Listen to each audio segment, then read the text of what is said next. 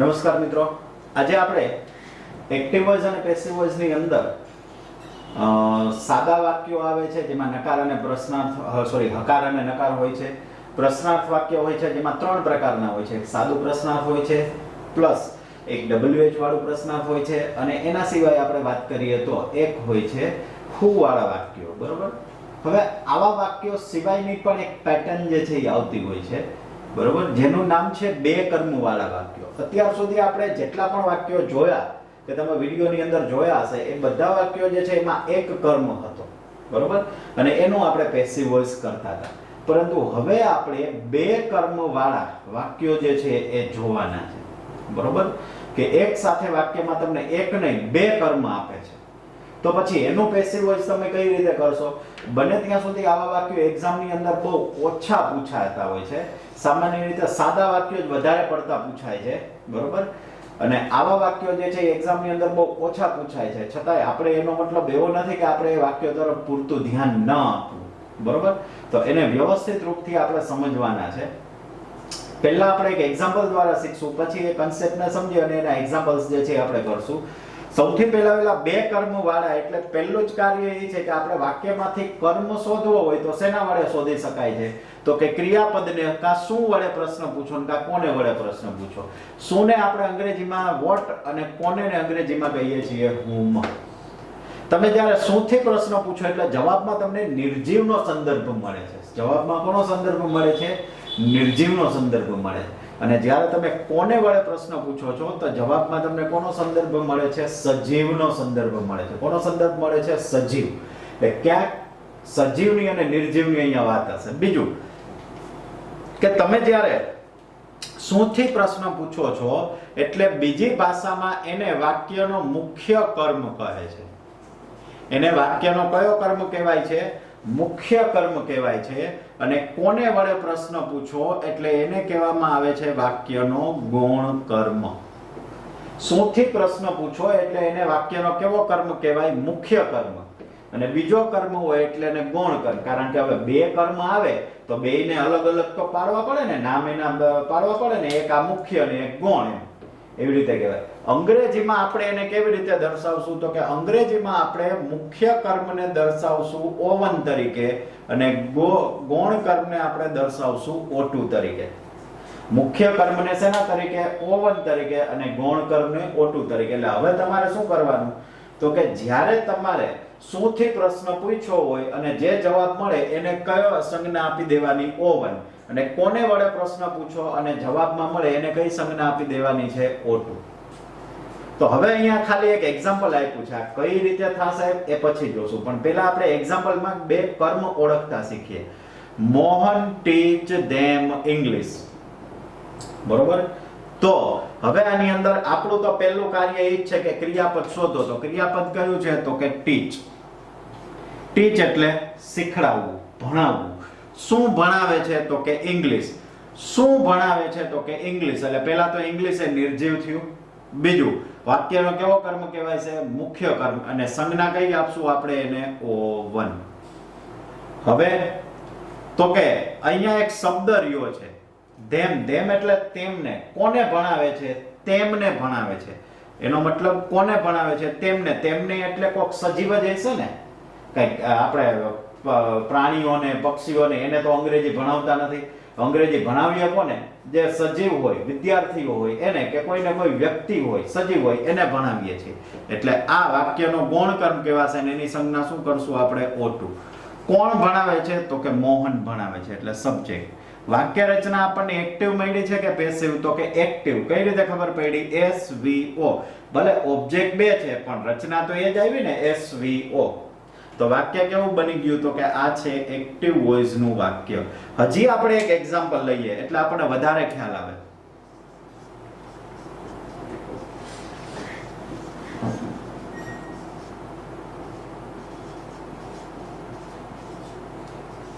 અહીંયા ટીચીસ આવશે.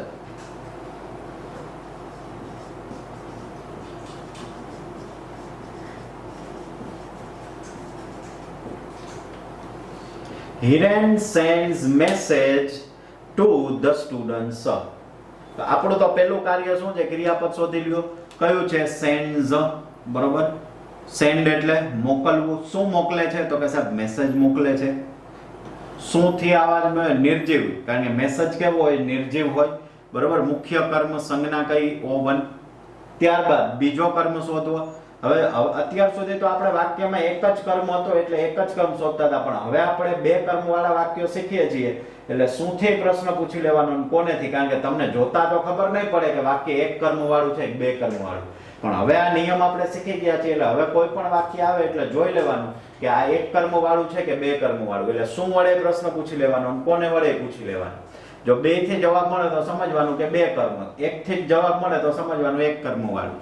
હવે કોને મેસેજ મોકલે છે તો કે વિદ્યાર્થીઓને, તો આ થઈ ગયું O2. કોણ મોકલે છે મેસેજ તો કે હિરેન, તો આ થઈ ગયું સબ્જેક્ટ. વાક્ય મળ્યું એક્ટિવ. બરોબર. તો હવે આ જે છે એ એક્ટિવ વોઇસ નું વાક્ય થયું.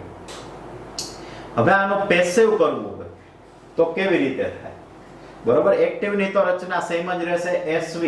હવે જો આ શબ્દ વાક્ય એ જેને વાક્ય આપેલું છે એના ઉપર છે. O2 પહેલા આવે કે O1 પછી આવે એવું નહીં. ઘણા વિદ્યાર્થીઓ એવું કહે છે કે ભાઈ આ પહેલા આવ્યું ને એટલે આને O1 આપી દો ને આને O2 આપી દો, એવું નહીં. શુંથી પ્રશ્ન પૂછો ને જવાબ મળે એને જ O1 કહેવાનું. જો બરોબર, અહીંયા આપણે જો મેસેજ પહેલા આવ્યું તેને O1 લખ્યું, એ પહેલા છે એટલે O1 નથી, પણ શું વડે પ્રશ્ન પૂછતા જવાબ આ મળ્યો છે એટલે એને O1 લખ્યું છે, અહીંયા O2 લખ્યું છે. ક્લિયર આ વસ્તુ? એવી રીતે ન કરતા કે પહેલો જે આવે એ O1 ને બીજો જે આવે એ તો અહીંયા કેમ આપણે હું O1 નો લખત ધેમમાં. બરોબર. તો એ ખાસ ધ્યાનમાં રાખવાનું છે કે શુંથી પ્રશ્નનો જવાબ મળે એને O1 અને કોને વડે જવાબ મળે એને O2. હવે આનો તમારે જવાબ લખવો હોય એટલે સામાન્ય રીતે આના બે આન્સર શક્ય બને. બરોબર. બે આન્સર શક્ય બને. કયા આન્સર શક્ય બને તો કે હવે આપણે દાખલા તરીકે પેસિવ ની રચના લખીએ. બરોબર. પેસિવ ની રચના લખીએ તો પેસિવ ની રચના શું છે? OV by plus S. Passive ની રચના શું છે? OV by plus S છે. બરોબર. એટલે એનો મતલબ એક સમયે કોઈ પણ એક જ કર્મ જે છે એને આગળ લઈ જઈ શકો છો, કારણ કે અહીંયા તો બે કર્મ છે તો એવું જરૂરી નથી કે બે કર્મને આગળ લઈ જવા. કર્મ તો કોઈ પણ એક જ આગળ જાય તો સાહેબ બીજું કર્મ ક્યાં રહે? બીજું પાછળ રહે. બરોબર. કર્મ બે માંથી કોઈ પણ એક જ આગળ જશે એટલે બીજું પાછળ રહે. તો હવે એટલા માટે મેં કીધું કે આના બે જવાબ શક્ય બને. દાખલા તરીકે તમે ઇંગ્લિશને આગળ લઈ જાઓ છો તો ધેમ ક્યાં રહેશે? પાછળ. તો એ પહેલો જવાબ થયો, ઇંગ્લિશ થી વાક્યની શરૂઆત કરી. આ જ વાક્યમાં ધેમને આગળ લઈ જાઓ તો ઇંગ્લિશ પાછળ રહે, તો એ વાક્યનો બીજો જવાબ થયો. બરોબર. એટલે આવા બે કર્મ વાળા વાક્ય હોય એના કેટલા જવાબ શક્ય બને? બે જવાબ શક્ય બને. તો પછી સાહેબ અમારે પરીક્ષામાં બંને આન્સર લખવાના છે તો કે ના, પરીક્ષામાં તમારે આન્સર કોઈ પણ એક જ લખવાનો છે, પણ એના થાય બે જવાબ. બરોબર. પણ એક્ઝામમાં તો કોઈ પણ એક જ લખવાનો આવે, એમાં તમને જે ઈઝી લાગે એ લખવાનું. હું તમને કહીશ કે કયો આન્સર જે છે એ તમને ઈઝી રહેશે, પણ આટલી મેટર પહેલા આપણને સમજાવવી જોઈએ. ફરી એક વખત કહી દઉં છું કે શુંથી પ્રશ્ન પૂછો એટલે એ નિર્જીવનો રેફરન્સ મળશે, એને મુખ્ય કર્મ કહેશું અને એને O1 સંજ્ઞા આપવાની. કોને વડે પ્રશ્ન પૂછો એટલે સજીવનો સંદર્ભ મળશે, એને ગૌણ કર્મ કહેશું અને એને સંજ્ઞા આપવાની O2. બરોબર. બે કર્મો હોય તો એને શુંથી પ્રશ્ન પૂછીને જવાબ મળે એ મુજબ સંજ્ઞા આપવાની છે, નહીં કે પહેલો કર્મ આવે એટલે O1 ને બીજો કર્મ આવે એટલે O2, એવી રીતે નહીં. જે મુજબ આ જવાબ મુજબ મળે છે એ મુજબ આપવાની થાય. અને આનો જવાબ લખવો હોય તો એક વાક્ય બે કર્મ વાળા વાક્ય હોય એના જવાબે કેટલા શક્ય બને? બે. કારણ કે બંને કર્મને એક સાથે આગળ લઈ જઈ શકાય નહીં. પહેલા આને લઈ જાઓ તો આ પાછળ રહે અને આને આગળ લઈ જાઓ તો આ પાછળ રહે. બરોબર. એટલે આ રીતે એના વાક્યો જે છે એ બનશે. આ બે એક્ઝામ્પલ્સ જે છે એના ઉપરથી હવે હું અહીંયા રચના જે છે એ લખું છું. બરોબર. આ ખાસ રચના તમારે યાદ રાખવાની છે. રચના બીજું કંઈ જ નથી, કોઈ ચેન્જીસ નથી. બરોબર. રચનામાં બીજો કોઈ જ ફેરફાર નથી. ડાયરેક્ટ આપણે અહીંયા હું પેસિવ વોઇસ ની રચના જે છે એ જ લખીશ, પેસિવ વોઇસ ની રચના. બરોબર. પેસિવ વોઇસ ની પહેલા આપણે જે સાદી રચના છે એ લખી નાખીએ. તો સાદી રચના શું છે? O. બરોબર. થોડુંક દૂર લખવું એટલે તમને ખ્યાલ આવે. by plus s. બરોબર.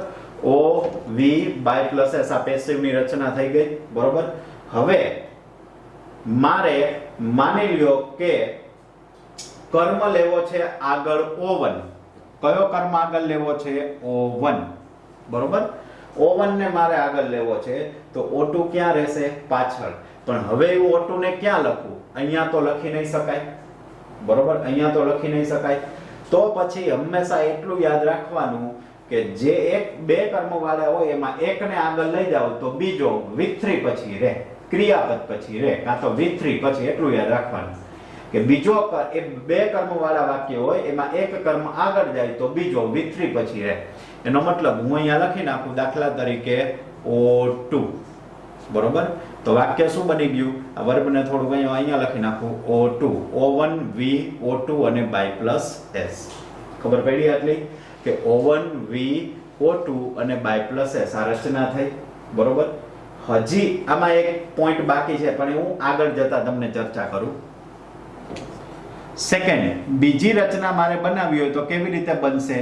તો કે હું કોને આગળ લઈશ? O2 ને, બરોબર? અહીંયા V, અહીંયા O1 અને અહીંયા by plus s. કેમ? કારણ કે હું પહેલા માની લ્યો લખી લઉં કે OV by plus s. હવે મારે O2 ને આગળ લેવો છે તો હું અહીંયા O2 લખું તો મેં હમણાં કીધું એમ કે એક કર્મને આગળ લ્યો તો બીજો કર્મ ક્યાં લખવાનો? V3 પછી. એટલે V અહીંયા આવે છે એટલે V3 પછી. એટલે આપણે અહીંયા શું લખશું? O1 અને છેલ્લે by plus s તો છે જ. આ રચના બની ગઈ. બસ બીજો કોઈ ફેરફાર નથી, બરોબર? બે માંથી એક કર્મ આગળ લ્યો તો બીજો V3 પછી લખવાનો. હવે એક અહીંયા એડિશનલ નિયમ આવે છે. શું છે એ નિયમ એ હું તમને કહું. આપણે શું વડે પ્રશ્ન પૂછીએ એટલે એને કેવો કર્મ કીધો? મુખ્ય. કોને વડે પ્રશ્ન પૂછીએ એટલે એને કેવો કર્મ કીધો? ગૌણ કર્મ. હવે માની લો હું તમને એક સિમ્પલ ઉદાહરણ આપું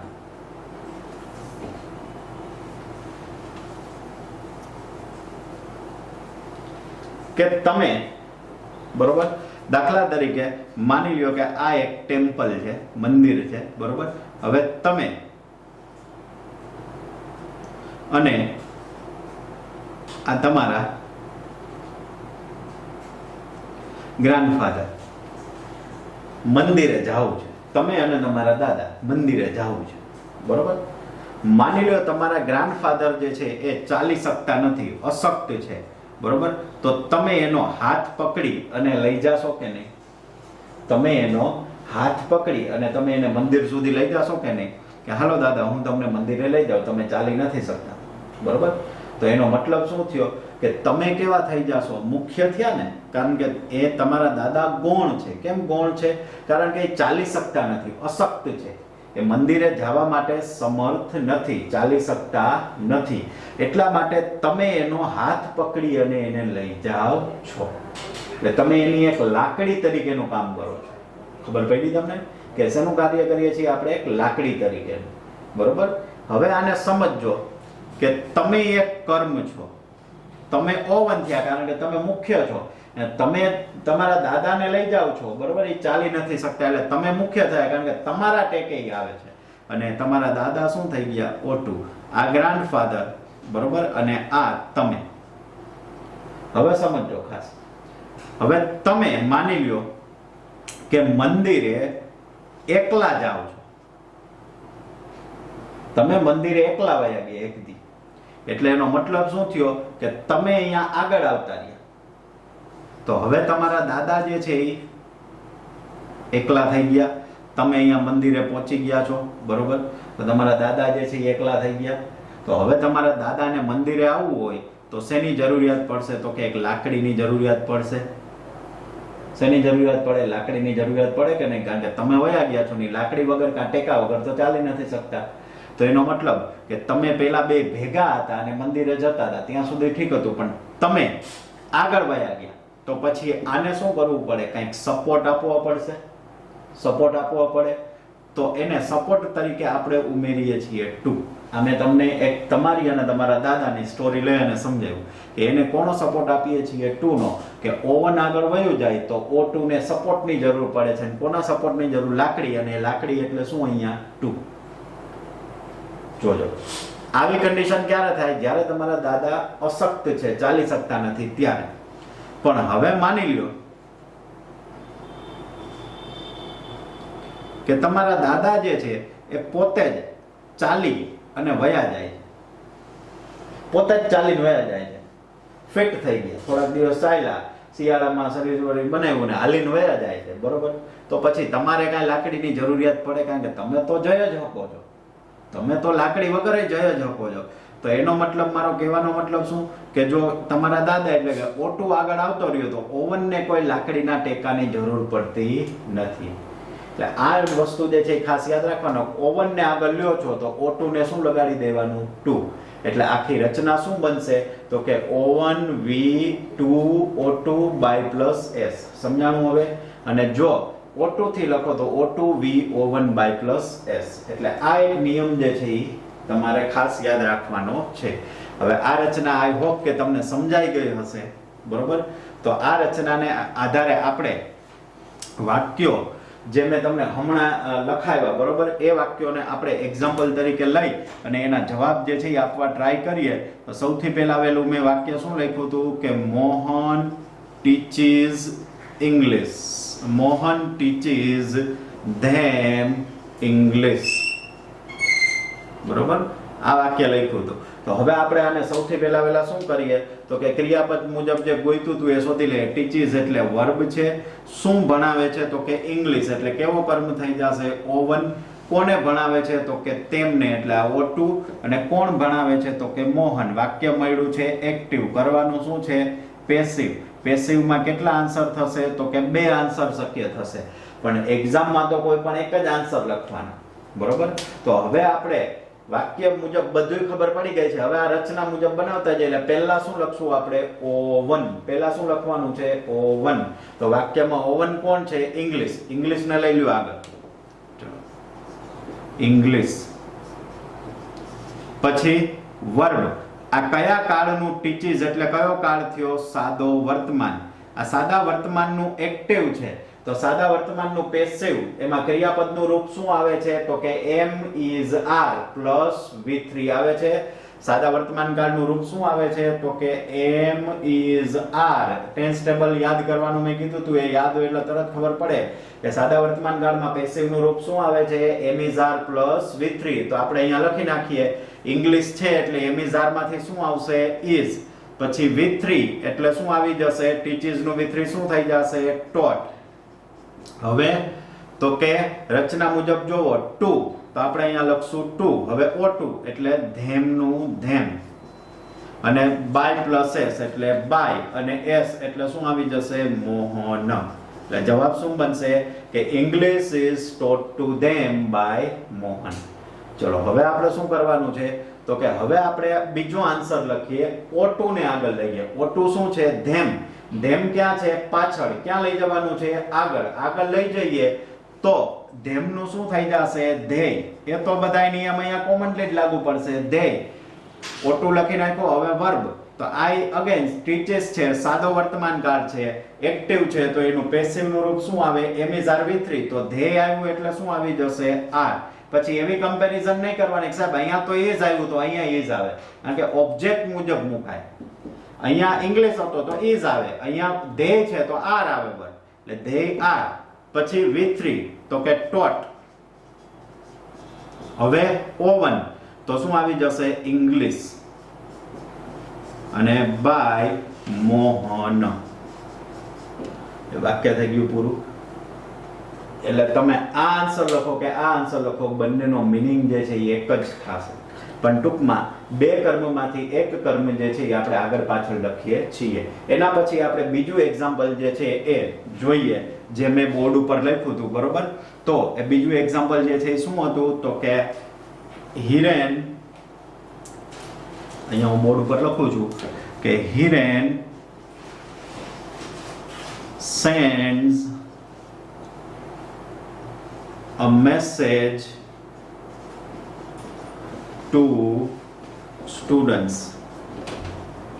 ચલો ક્રિયાપદ શોધી લ્યો. છે સૌથી પહેલા કયું છે ક્રિયાપદ તો કે sends, બરોબર. ક્રિયાપદ શું મોકલે છે તો કે મેસેજ મોકલે છે. આપણે અહીંયા send ની જગ્યાએ ચેન્જ કરી દઈએ. send ની જગ્યાએ આપણે કરી દઈએ sent, વર્બ.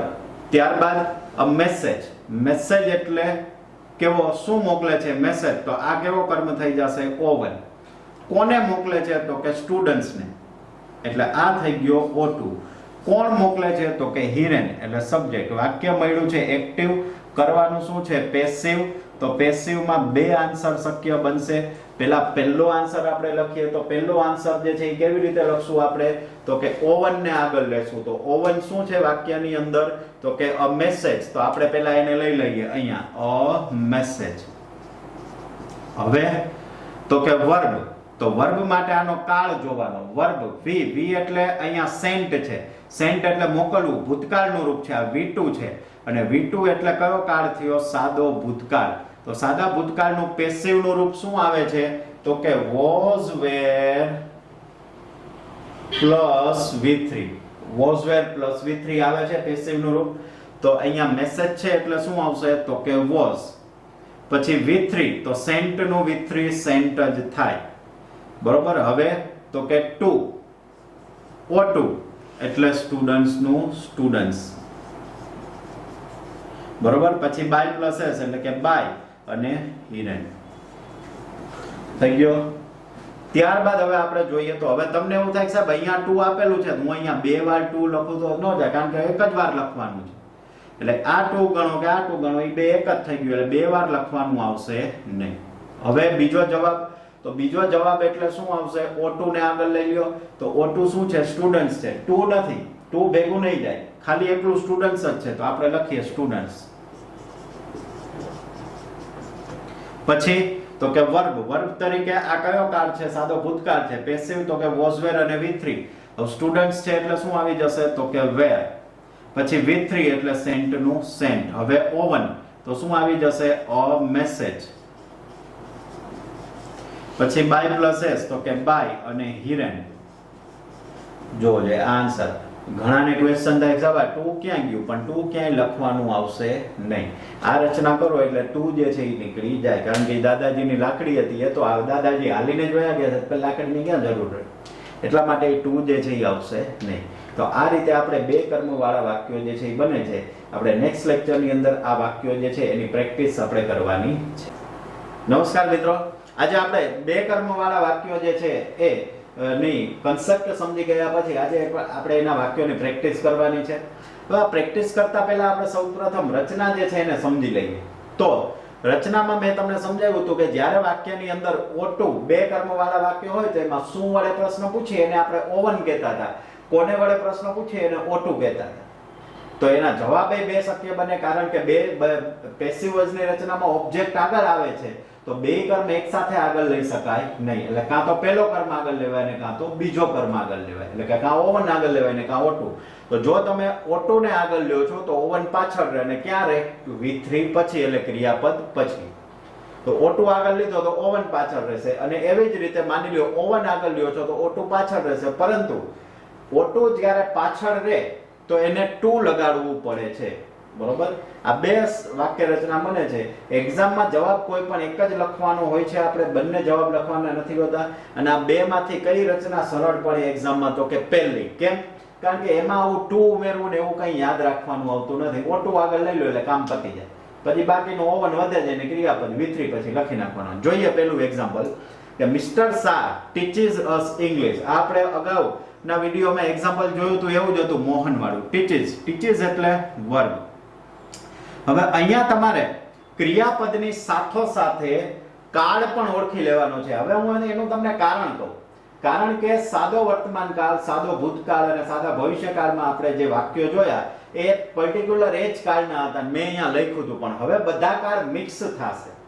બરોબર. મિક્સ થાય એટલે શું કરવું તો કે અહીંયા આપણે ટીચર્સની બાજુમાં કાળે લખી લેશું. કયો કાળ છે તો કે સાદો વર્તમાન. સાદો વર્તમાન. બરોબર. કઈ વોઇસ છે એ આપણે પછી જોશું. ટીચ એટલે કારણ કે એ તો વાક્ય જોઈએ પછી ખબર પડે ને કે એક્ટિવ છે કે પેસિવ. પણ સામાન્ય રીતે અમે રચના પેસિવ ની લખી છે એટલે બે કર્મ વાળા એક્ટિવ થી પેસિવ જ હશે. એટલે હું અહીંયા લખી જ નાખું કે ભાઈ એક્ટિવ વોઇસ છે. આ સાદો વર્તમાન કાળ અને એક્ટિવ વોઇસ. બરોબર. શું ભણાવે છે તો કે ઇંગ્લિશ. શું થી પ્રશ્ન પૂછી અને કયો કર્મ આપવાનો છે વન. કોને ભણાવે છે તો કે અસ એટલે અમને. કોણ ભણાવે છે તો કે મિસ્ટર શાહ એટલે સબ્જેક્ટ. વાક્ય રચના SVO આવી ગયું એટલે કેવું બન્યું એક્ટિવ બન્યું. બરોબર. કરવાનું છે શું એનું પેસિવ. તો પેસિવ કરવું હોય તો સૌથી પહેલા એનો આપણે પહેલો આન્સર લખીએ. O2 ને આગળ લઈ લો. O2 છે અસ. O2 તરીકે સામાન્ય રીતે તમને સર્વનામ જ આપશે. અસ, મી, હિમ એવા. એટલે એને આગળ લઈ લ્યો એટલે કયું થઈ જશે? અસ ને આ બાજુ લઈ લ્યો તો આપણે શું કરતા હતા? તો કે વી. અહીંયા હું લખી નાખું તમારા રેફરન્સ માટે. I, me, we, us, you, you. બરોબર. પછી he, him, she, her, it, it, they, them. બરોબર. તો કયો શબ્દ આપવામાં આવેલો છે? અસ. અસ આ બાજુ છે. ક્યાં લઈ જવાનું છે? આગળ. તો શું થઈ જાય એનું? વી. એટલે કર્યું વી. હવે તો કે રચના મુજબ આવે છે વર્બ. તો વર્બ માટે આનો કાળ જુઓ. કયો થયો? સાદો વર્તમાન કાળનું એક્ટિવ છે. કરવાનું પેસિવ. તો સાદા વર્તમાન કાળમાં પેસિવ નું ક્રિયાપદ શું આવે છે? Am is are plus V3. Tense table માંથી મેં કીધું તો ટેન્સ ટેબલ યાદ કરજો. હવે આ સમયે ટેન્સ ટેબલ યાદ હોવું જરૂરી છે. તો સીધા જ આ વાક્યો આવડશે. નો ખ્યાલ આવે તો બાજુમાં ટેન્સ ટેબલ રાખજો. બરોબર. અત્યારે સૌથી પહેલા વિડિયો પોઝ કરીને ટેન્સ ટેબલ લઈ લેવું અને પછી એ ટેન્સ ટેબલ બાજુમાં રાખી અને તમારે જોવાનું. તો આપણે અહીંયા વી. હવે વી પછીથી સાદા વર્તમાન કાળનું પેસિવનું રૂપ. એમાં ક્રિયાપદનું શું આવે છે? તો કે એમ ઇઝ આર પ્લસ V3. વી છે એટલે એમ ઇઝ આર માંથી શું આવશે? તો કે આર. V3 ટીચ નું V3 ટોટ. ક્રિયાપદ લખાઈ ગયું. હવે તો કે ઓવન. ઓવન શું છે? ઇંગ્લિશ. લખી નાખો ઇંગ્લિશ. ત્યારબાદ તો કે બાય પ્લસ એસ એટલે બાય મિસ્ટર શાહ. વાક્ય થઈ ગયું પૂરું. હવે આનો નાનો બીજો આન્સર લખીએ આપણે તો શું થઈ જશે? My grandmother told them stories from the Panchatantra. બરોબર. Told them stories from the Panchatantra. Sorry, બીજો આન્સર લખવાનો છે આપણે. એટલે ઓવન લખશું પહેલા. તો ઓવન જે છે આ વાક્યનું ઓવન જે છે શું છે? ઇંગ્લિશ. તો આપણે લખીએ આગળ ઇંગ્લિશ. હવે રચના મુજબ વર્બ. તો આ કયો કાળ છે? સાદા વર્તમાનનું એક્ટિવ. તો સાદા વર્તમાનના પેસિવનું રૂપ શું આવે છે? Am is are plus V3. તો ઇંગ્લિશ છે એટલે શું થઈ જશે? ઇઝ. V3 ટોટ નું V3 ટોટ. હવે ટુ પછી O2 એટલે અસ. પછી બાય પ્લસ એસ એટલે બાય અને મિસ્ટર શાહ. આ થઈ ગયો આન્સર પહેલા વાક્યનું. જોઈએ આપણે બીજું વાક્ય શું કીધું છે આપણને. તો કે બીજું વાક્ય છે my grandmother told them stories from the Panchatantra. Panchatantra. બરોબર. ચલો. તો પહેલું કાર્ય આપણો શું છે? ક્રિયાપદ અને પછી બે કર્મ શોધી લ્યો. ક્રિયાપદ કયું છે? ટોલ્ડ. ટોલ્ડ એટલે કેવો? ટોલ્ડ એટલે કેવું રૂપ થયું? V2. V2 એટલે કયો કાળ આવે? સાદો ભૂતકાળ. અને વાક્ય તો એક્ટિવ જ છે. ટોલ્ડ એટલે કહેવું. શું કહે છે? સ્ટોરીઝ. આપણે અગાઉ એક સ્ટોરીઝ વાળું વાક્ય જોઈ ગયા છીએ. સ્ટોરીઝ. સ્ટોરીઝ તમે ફ્રોમ ધ પંચતંત્ર આખે આખું ઓબ્જેક્ટ થઈ શકે છે. અને આના બે કટકાઈ કરી શકાય છે. ઓબ્જેક્ટ આટલા ને ગણો અને આને અધર વર્ડ્સ ગણો. આપણે અત્યારે આને આ રીતે ગણશું કે ઓબ્જેક્ટ અને આને અધર વર્ડ્સ તરીકે ગણશું. ભેગું લેવું હોય તો આખું ઓબ્જેક્ટ થશે. તો ઓબ્જેક્ટ તરીકે આખું ભેગું લેવાનું. અધર વર્ડ્સ ગણો તો છેલ્લે લખવાનું. બરોબર. હવે આપણે જોઈએ કોને કહે છે? તો કે તેમને. એટલે આ O2, આ O1, આ O2. કારણ કે કોનેથી પ્રશ્ન પૂછ્યો? કોણ કહે છે? તો કે માય ગ્રાન્ડમધર. સબ્જેક્ટ. વાક્ય રચના મળી ગઈ. SVO એક્ટિવલી કરવાનું છે પેસિવ. તો પેસિવ કરવું હોય તો હવે આપણે O2 થી શરૂઆત કરીએ. તો O2 શું છે વાક્યમાં? ધેમ. ધેમ. ધેમને આગળ લેવાનું છે એટલે શું આવી જશે? તો કે ધેય. હવે રચના મુજબ તો કે વર્બ. વર્બ શું છે? તો કે અહીંયા ટોલ્ડ. ટોલ્ડ એટલે કેવું રૂપ થયું? તો કે V2 સાદો ભૂતકાળ. સાદા ભૂતકાળનું એક્ટિવ છે તો સાદા ભૂતકાળનું પેસિવ શું આવે છે? was were plus V3. તો ધેય છે એટલે was were માંથી શું આવશે? તો કે were. બાજુમાં મેં કીધું હતું ટેન્સ ટેબલ રાખજો એટલે ખબર પડશે. they were. ત્યાર પછી V3. V3 એટલે told નું V3 થાય છે. told. they were told. પછી શું આવી જશે? તો કે O1. તો આપણે લખીએ stories. બરોબર. સ્ટોરીઝ. હવે જો તમે સ્ટોરીઝ ફ્રોમ ધ પંચતંત્ર આખો ગણો તો એને અહીંયા ભેગું જ લખી નાખવાનું. ચલો આપણે હાલ પૂરતું ભેગું લખી જ નાખીએ, અને નો લખવું હોય તો પેલા બાય પ્લસ એસ કરી દેવાનું કે સ્ટોરીઝ બાય પ્લસ એસ એટલે by my grandmother from the Panchatantra. આવી રીતે આન્સર થશે. કદાચ ના ભેગું લખ્યું હોત કે stories from Panchatantra by my grandmother તોય વાક્ય સાચું પડે. અધરવાઇઝ તમે કદાચ પહેલા લખી નાખો છો તોય કઈ એટલો ઇશ્યુ થતો નથી. આપણે અગાઉ મેં સમજાવેલું હતું. હવે આપણે આનો બીજો જવાબ જોઈએ. તો બીજો જવાબ જે છે એ પહેલા ઓવન ને લ્યો. એટલે ઓવન શું છે? સ્ટોરીઝ. તો આપણે અહીંયા લઈ લઈએ સ્ટોરીઝ. હવે રચના મુજબ વર્બ. તો સાદો ભૂતકાળનું એક્ટિવ છે, પેસિવ શું આવે? Was were plus V3. તો સ્ટોરીઝ છે એટલે શું આવી જશે? તો કે વેર, પછી V3 એટલે ટોલ્ડ નું ટોલ્ડ. હવે તો કે ટુ. હવે O2 એટલે શું થઈ જશે? ધેમ. હવે તો કે by my grandmother from the Panchatantra. બરોબર. તો આ વાક્ય જે છે એ બે કર્મો વાળા વાક્ય થયા. ત્રીજું આપણે એક એક્ઝામ્પલ જે છે એ જોઈએ. બરોબર. તો ત્રીજું એક્ઝામ્પલ જે છે એ કઈ રીતે આવે છે?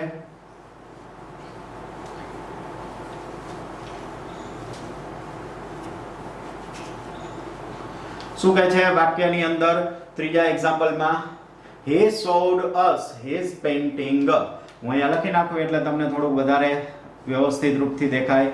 he showed us his paintings. તો હવે સૌથી પહેલા ક્રિયાપદ શોધી લ્યો. કયું છે ક્રિયાપદ? તો કે showed. showed એટલે બતાવવું. કાળ કયો છે? showed. એકલું જ રૂપ આવેલું છે એટલે સાદો ભૂતકાળ. બરોબર. અને વાક્ય તો કે એક્ટિવ. showed એટલે બતાવવું. શું બતાવે છે? પેઇન્ટિંગ્સ. પેઇન્ટિંગ્સ પહેલા એક શબ્દ રહી ગયો છે his એટલે O1, કારણ કે શું થી પ્રશ્ન પૂછ્યો છે. કોને બતાવે છે? તો કે અમને એટલે O2. અને આ he જે છે એ શું થઈ જશે? સબ્જેક્ટ. હવે તો કે એક્ટિવ આપેલું છે, કરવાનું શું છે? એનું પેસિવ. તો કેટલા આન્સર શક્ય બનશે? તો કે સાહેબ આના બે જવાબ શક્ય બને. તો એમાં આપણે પહેલો જવાબ જે છે એ O2 થી બનાવીએ. તો અસ હમણાં મેં અહીંયા લખ્યું હતું O2. O2 ને અસ છે અને આગળ લઈ જઈએ તો શું થઈ જાય? તો કે V. હવે તો કે showed વર્બ આપેલું છે. તો આ સાદા ભૂતકાળનું એક્ટિવ છે તો સાદા ભૂતકાળનું પેસિવ. હમણાં જ કીધું મેં શું? was were plus V3. તો V છે એટલે અહીંયા શું આવી જશે? તો કે were. V3 showed નું V3 ઈડી વાળા રૂપોનું V3 એ જ થાય showed.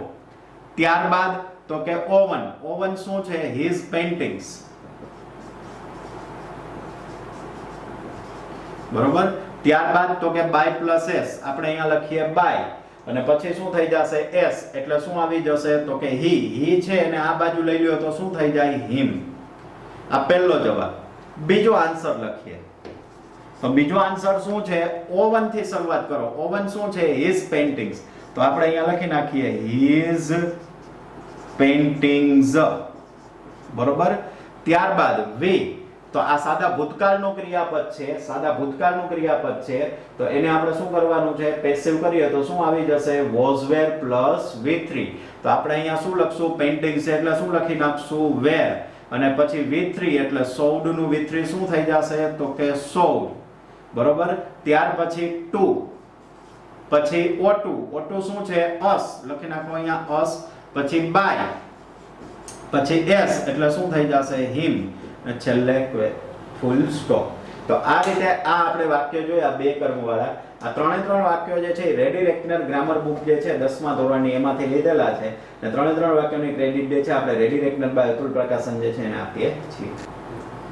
ચલો એના પછી આપણે જોઈએ ચોથું વાક્ય. ચોથું વાક્ય છે she gave me a present. તો હવે આપણે એમાં સૌથી પહેલા શોધી લઈએ ક્રિયાપદ. ક્રિયાપદ કયું છે? તો કે અહીંયા હું લખી નાખું દાખલા તરીકે she gave me a present. બરોબર. તો હવે આપણે અહીંયા લખી નાખીએ સૌથી પહેલા ક્રિયાપદ. તો ક્રિયાપદ કયું છે? gave. કાળ કયો? સાદો ભૂતકાળ. અને વાક્ય તો એક્ટિવ જ છે બાય ડિફોલ્ટ, એટલે પેસિવ જ કરવાનું છે. ગેવ એટલે આપવું. શું આપે છે? તો કે પ્રેઝન્ટ. એટલે O1. શુંથી પ્રશ્ન પૂછે અને શું આપવાનું છે? O1. કોને આપે છે? તો કે મને. કોણ આપે છે? તો કે સી. વાક્ય મળ્યું એક્ટિવ, કરવાનું છે પેસિવ. તો પેસિવ ના બે જવાબ શક્ય બને. તો પહેલો જવાબ આપણે O2 થી લઈએ. O2 ને આગળ લઈ લ્યો. મી આ બાજુ છે, આગળ લઈ લ્યો તો શું થઈ જાય? આઈ. તો પહેલો આન્સર બનશે આઈ. હવે તો કે વર્બ. આ સાદા ભૂતકાળનું એક્ટિવ છે, તો સાદા ભૂતકાળનું પેસિવ હમણાં જ જોયું આપણે. શું થઈ જશે? was were plus V3. તો આઈ છે એટલે શું આવી જશે? was. V3 gave નું V3 શું થઈ જશે? given. ત્યારબાદ તો કે O1 એટલે શું છે? તો કે a present. તો આપણે અહીંયા લખશું a present. ત્યાર પછી by પ્લસ s, તો કે by. c આ બાજુ આવતું રહે તો શું થઈ જશે? her. હવે આ જ વાક્યનો બીજો આન્સર જે છે એ શું બનશે? તો કે O1 ને આગળ લઈ લ્યો, a present ને આગળ લઈ લ્યો, તો કે a present. પછી તો કે વર્બ તરીકે અહીંયા સાદો ભૂતકાળ છે એટલે એનું પેસિવ, તો કે was were plus V3. Present છે એટલે શું આવશે? તો કે was. પછી V3 એટલે given. પછી to, પછી O2 એટલે me, પછી by અને c ને આ બાજુ લઈ લ્યો એટલે her. લ્યો, ઈઝી સેન્ટેન્સ છે. સેન્ટેન્સ નંબર 5 શું કહે છે એમાં? Dineshbhai sent me a message. અહીંયા આપણે નીચે લખીએ Dineshbhai sent me a message. બરોબર. તો હવે આપણે એમાં જોઈએ તો સૌથી પહેલા ક્રિયાપદ શોધો જોઈએ. તો કયું છે ક્રિયાપદ? તો કે sent. વર્બ. હવે કાળ શોધી લ્યો. કયો કાળ છે? સાદો ભૂતકાળ. sent એટલે મોકલવું. શું મોકલે છે? તો કે મેસેજ. તો આ ઓબ્જેક્ટ. કોને મોકલે છે? તો કે મને મોકલે છે. તો આ O2. આ O1. કોણ મોકલે છે? તો કે દિનેશભાઈ. તો આ સબ્જેક્ટ. વાક્ય મળ્યું એક્ટિવ, કરવાનું છે પેસિવ. તો પેસિવ કરવા માટે સૌથી પહેલા આપણે આ રચના કરીએ. O2 ને આગળ લઈએ. તો O2 કોણ છે વાક્યમાં? તો કે મી ને આગળ લઈ લ્યો એટલે શું થઈ જાય? તો કે હું એનો આન્સર જે છે અહીંયા લખું છું. તો આપણે પાંચમા વાક્યનો પહેલો આન્સર એટલે શું થઈ જશે? મી ને આગળ લઈ લ્યો એટલે આઈ. હવે વર્બ. તો વર્બ આવે છે તો સેન્ટ એટલે સાદા ભૂતકાળનું એક્ટિવ, અને આપણે હમણાં જ જોયું એનું પેસિવ શું થઈ જશે? was were plus V3. તો અહીંયા શું આવી જશે? was. હવે V3 sent નું V3 તો કે sent. I was sent. હવે O1 શું છે? a message. બરોબર, a message. ત્યારબાદ by પ્લસ s તો કે by, અને દિનેશભાઈ છે એટલે આપણે અહીંયા લખી નાખશું દિનેશભાઈ. બરોબર. બીજો આનો આન્સર લખીએ તો O1 ને આગળ લઈ લ્યો. O1 શું છે વાક્યમાં? a message. તો આપણે અહીંયા લખીએ a message. ત્યારબાદ વર્બ. તો વર્બ આપેલું છે sent, સાદા ભૂતકાળનું રૂપ છે એટલે એનું પેસિવ કરવું હોય તો was were પ્લસ V3 એટલે આપણે અહીંયા લખશું was. V3 એનું થઈ જશે sent. ત્યારબાદ તો કે to, પછી O2 એટલે me. બરોબર. પછી તો કે by પ્લસ s એટલે by, અને s શું આવી જશે? તો કે દિનેશભાઈ. તો વાક્યનો આન્સર શું બન્યો? તો કે a message was sent to me by Dineshbhai. બરોબર. તો આ રીતે વાક્યો જે છે એ બને છે. આના પછી હવે આમાં આપણે એક પેટર્ન લઈએ.